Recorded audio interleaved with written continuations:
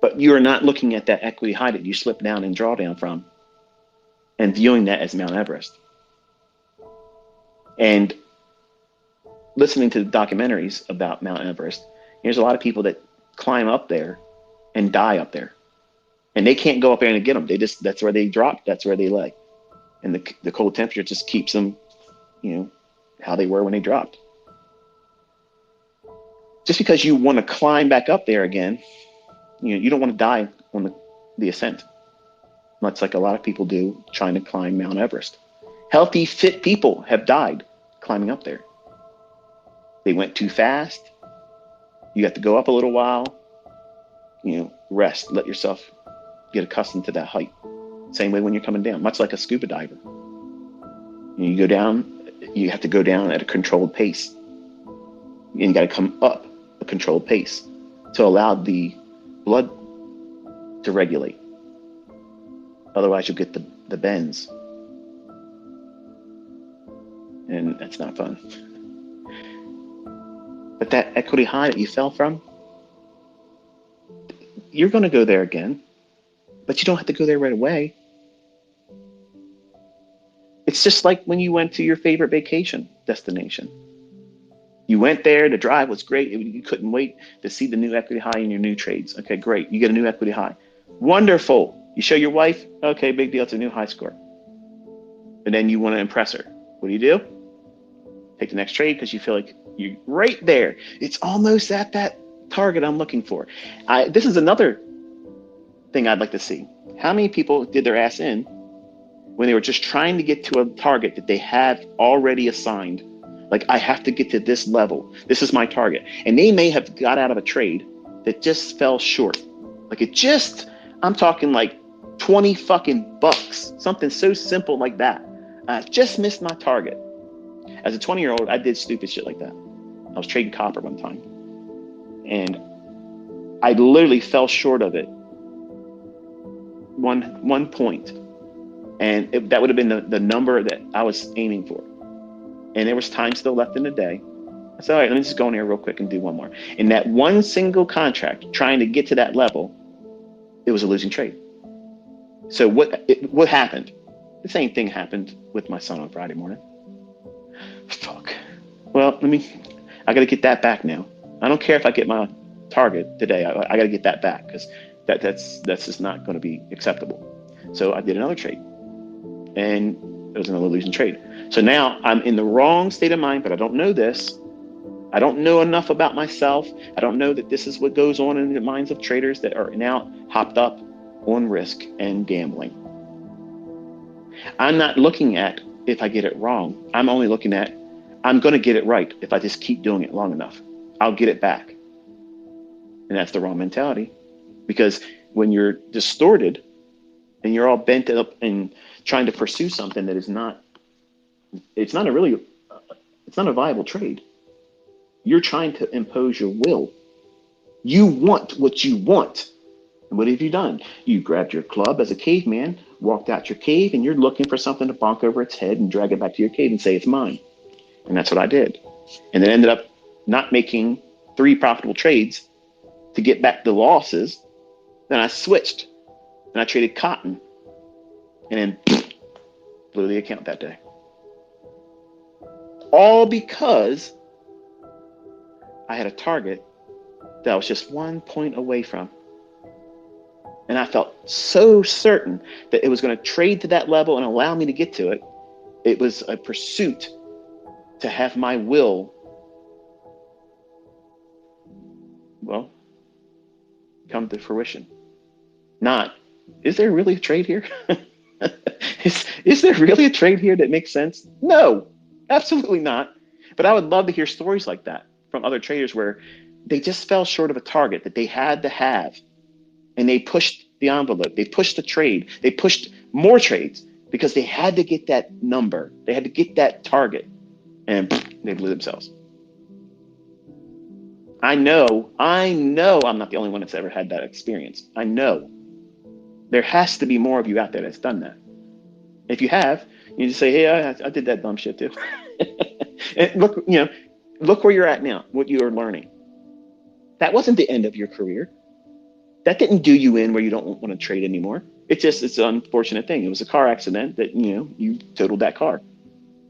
It sucks, I know. But it's not the end of it. You have to slow yourself down, apply the brakes, put some time in between the last thing you just did to yourself that's caused pain, drawdown, an adverse result that you did not want to have, but now you're stuck with. So now how are you going to deal with it? Are you going to allow it? Is my son going to allow this to frame a toxic mindset going forward? Is he going to be fearful of things now? Is he going to be afraid to take trade entries now, more so because, remember, that's how he started. He's afraid. And what did he do? He listened to my lecturing saying, this is how you overcome it. This is how you don't fear it. So he just plunged, trying to overcome fear. But he tried to do it with his funded account, not the demo. He did the classic, I want to get in there and start making money. I got to learn how to trade with real money. If you want to learn how to trade, you got to start with a real account, because demos don't do it. That's bullshit. And here's my own flesh and blood proving it. You got to listen to me, folks. You have to listen to me. I've done this to myself dozens of times. If anybody knows how this is going to happen over and over again, I fucking know. I'm qualified to teach that. I absolutely am certain that there is nobody out there better equipped to be able to say, look, these are the characteristics that's going to result in you harming yourself. And if you do the opposite of these things and do the things I tell you to replace these toxic views, you're probably going to stand a better chance of not having done that again or ever in the future. And that's a pretty good target to reach for if you're a new trader. If you've never blown your account, it's not required for you to do that. Like, that's not something that we're sitting around, and I always use this analogy a lot, but in Jaws, the first one, they're sitting in the cabin part, and they're all showing each other, the worst scars they got. They're always trying to one up the next guy. You know how it is. You got a friend or somebody at work, Carl. He's got something that's much more than what you went through. Something better, or something he had to endure that was worse than that. That fucking kind of person gets on my nerves. Well, you don't need to do that with trading. You don't need to blow an account. Yeah, I blew an account too. ICT. Look at that. I got the war scar. Look at that. Fuck that. You don't need to do that.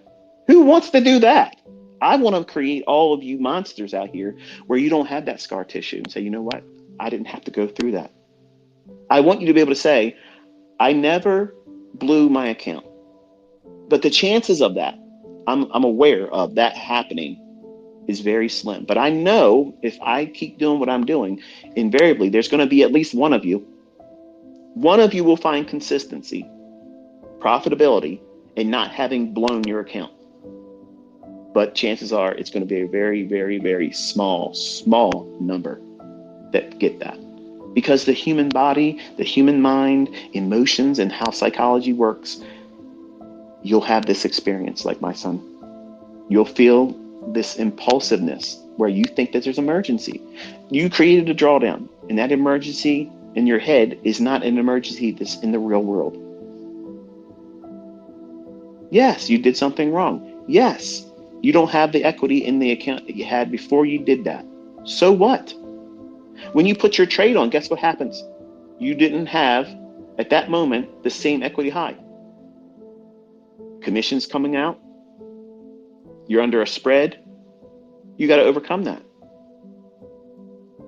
You fell off your equity high. Maybe not so dramatically, but you got to put things in perspective. When you put a trade on, the trade might draw down intra-trade. That means before stopping out and before closure. Guess what you're doing there? You're in drawdown. Are you losing your shit because of that? Some of you will be after drawdown. You'll be thinking it's the end of the world. Oh my goodness, it just moved 6 ticks. What the hell am I going to do? Ticks, not handles. But you'll be so sensitive, hypersensitive to that. And it's hard to wrestle through that. I cannot, as a mentor, listen to me, folks, okay? This is the reason why I teach this way. I cannot, as your mentor, I can't fix what you do to yourself once you get in that mind state, or state of mind rather. I don't have a way to fix what you have done emotionally and psychologically to yourself, and how you're thinking and how you're talking to yourself. I'm not in your head. I don't know what you're saying to yourself. I don't know what you're convincing yourself was the real culprit that caused you to go into drawdown. But I can promise you this, it's not the things that you're thinking at that time was the real catalyst. It's not me. It's not the concepts. It's not the market. It's not the dealer. It's not the broker. It's you. It's always going to be you. When I got my CDL, a commercial driver's license, as a younger man, one of the lessons that you learn as a commercial driver is, as soon as you get in a car accident, you are absolutely the reason why the accident happened. That you're the professional driver. And if there's a lawsuit because you caused an accident or you were part of an accident, lawyers love when there's a semi truck, a commercial driver involved. And they want to go through the whole process of looking at your logbook. And if your logbook isn't up to par, if you fake a logbook, or if you do 2 logbooks, because back in the days, that's how it used to be. And you could run illegal long term, and or not long, like long haul.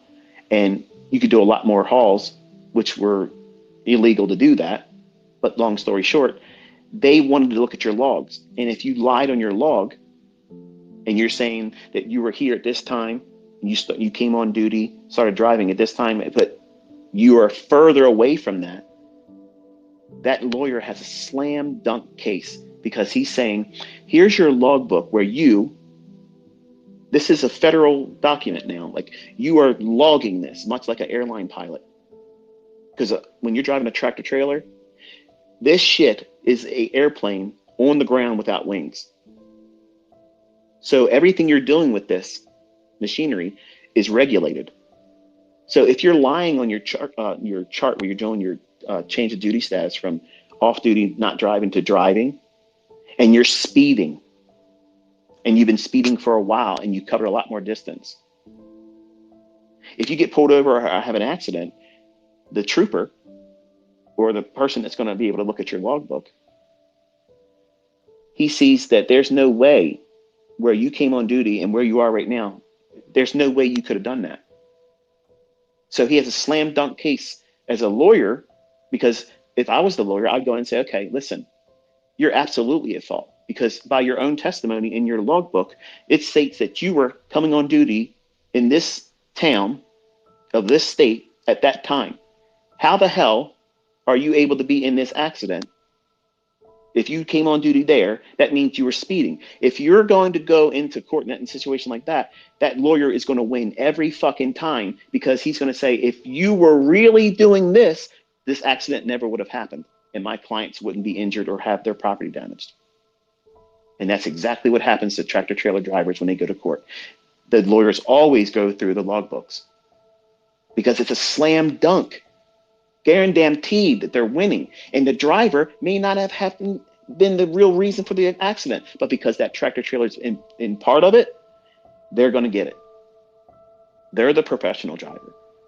The common driver, the four-wheelers they're involved in these tractor trailer accidents, they're the ones, generally are the ones that are causing the accident. But because they don't realize it takes a football field for a tractor trailer to come to a complete stop, they do their brake checks into a tractor trailer, which is fucking stupid. You don't realize that that's the reason how these trucks are not trying to run people over. But when someone gets in front of them and do dumb shit, they can't just stop these vehicles. It takes time. And they also want to live. They don't want to do something stupid and cause a jackknife, and then they not only kill themselves, but other people. And you're probably thinking, what the hell is this got to do with anything? The point is, responsibility. Just like a tractor trailer driver, a commercial driver has to have full responsibility. Once they start that vehicle and they start moving it, they are at a higher level of accountability as a driver than you and I that drive around with a common Class C license. I don't have a Class 8 anymore. I gave it up years ago, but I wanted to keep it because if I got an RV with air brakes, but my Class A Doesn't have air brakes, so I don't need to keep it. And I have no interest in ever getting it again. But you have to be responsible. You have to know that when you cause this damage to yourself, you own it. And some of you, just like some of these tractor trailer drivers, should not be drivers. They're reckless, driving and texting and doing dumb shit. And I did that stuff. I literally drove a truck with my left foot on the steering wheel, eating ramen noodles over the Key Bridge with high winds. And I was steering with my foot, eating ramen noodles. Why? Because I thought the fucking world was never going to be able to touch me. I was 20 years old. Everything was, whatever. And I'm trying to trade the markets like that. A cowboy up. Now looking back at it, it scares me to think the dumb shit I did, which was reckless. And I had people calling into my company I was working for saying, your driver is driving down the road with his foot on the steering wheel steering, and he's eating a bowl of cereal, which it wasn't cereal, it was ramen noodles. But the point is, I told my boss then, Glenn, he was like, hey, are you doing that? I'm like, yeah, but I wasn't eating fucking cereal. So, the point is, I owned it, right? But it still doesn't change the fact that it was reckless. It was reckless. A high wind could have took me, into the other lane, and I could not have I couldn't have compensated for that and steered it properly because I was using my fucking foot to steer while I was eating, which was dumb. But that's what arrogance is like when you're a 20-year-old. You think you can just do whatever you can, and there's no consequences. There's no death. You don't have any concern about mortality, yours or anyone else's. And when you're young and you're in a market like this, that same type of reckless abandonment materializes. And now when you're met with drawdown, that cracks that sphere of invincibility, that force field that you thought you had all this time because you're young and you think you're going to live forever. And even if you break a bone, who gives a shit? You're young enough, it won't be that big of a deal. Now you lost your force field. Something got inside and touched you. And drawdown shows you how you're going to react.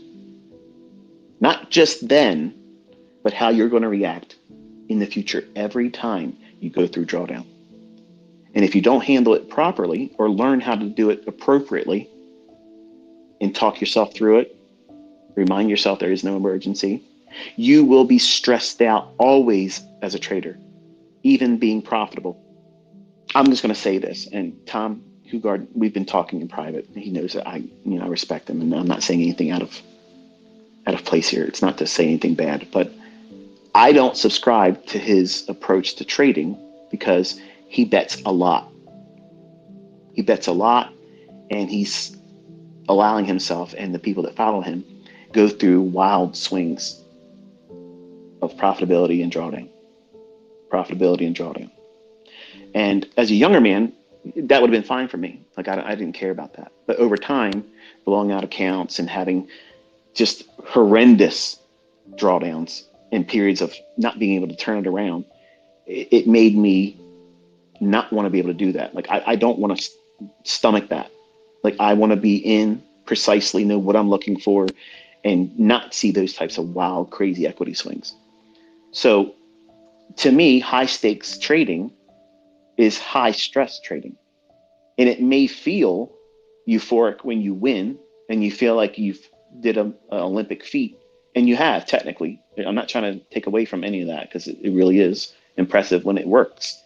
But the problem is you're going through that process and you're placing your body under so much stress. When you constantly pump in cortisol in your body, it's actually having an effect on your vascular system. The valves in your arteries and veins, all that stuff, it's beat up. It's not meant to have that. Like racing fuel in a car. Yeah, it's go, go, go, baby, but it tears it up. Like you can't do these things to yourself long term and not have a consequence. My stomach, I tore up my stomach with acid because of stress as a young man, that I literally could not even drink water without it hurting. I stressed myself out so much with this shit that I created an eating disorder. Went down to 150 pounds. I was 195 pounds and I was put together. Like I was Mr. Wonderful in my eyes. But this industry changed all that because of stress. I couldn't eat, and to be built, you have to feed the body. You have to eat. And I couldn't tolerate even drinking. And I went to inshores and I was literally on a liquid diet for a year and a half because I couldn't take physical food, which made me weak, which made me susceptible to getting sick more often. And that fear of eating food because of the pain created an eating disorder, which I carried for years. Where'd it come from? Trading. Where in trading did it really stem from? Doing stupid shit that I tell you to avoid, but no one was telling me because I didn't have anybody like I'm talking to you. I didn't have that. And some of you folks that are listening to me that say, this guy fucking talks a bunch of bullshit. He talks too much. He's going on with all this horse shit. Get to the point. The point is you're fucking not ready. And the people that say, I don't like all his long rants and say, fuck you. Fail. Fuck you and fail. How about that?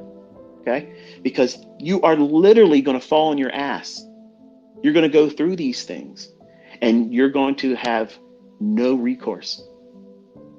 You're going to have no reference to build up from. You're going to go through the same shit that I and everyone else that goes through it without any kind of coping mechanisms or skill sets. And you're going to fucking fail.